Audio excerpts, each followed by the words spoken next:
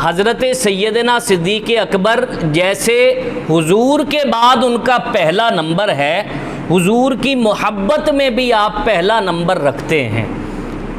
سیدنا صدیق اکبر سے شروع کرتے ہیں کہ سیدنا صدیق اکبر کی نماز کیسی تھی۔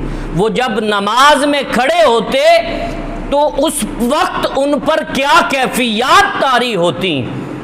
روایات میں آتا ہے کہ سیدنا صدیق اکبر جب صحن حرم میں نماز پڑھ رہے ہوتے تو ارد گرد کفار بھی تھے، منافقین بھی تھے، تو کفار کی عورتیں اور بچے صرف یہ دیکھنے کے لیے آتے تھے کہ سیدنا صدیق اکبر پر نماز میں جو کیفیات وارد ہوتی، اور جیسے آپ نماز میں زار و قطار روتے تھے قرآن کی تلاوت کر کے، صرف یہ دیکھنے کے لیے کفار کی عورتیں اور بچے آیا کرتے تھے۔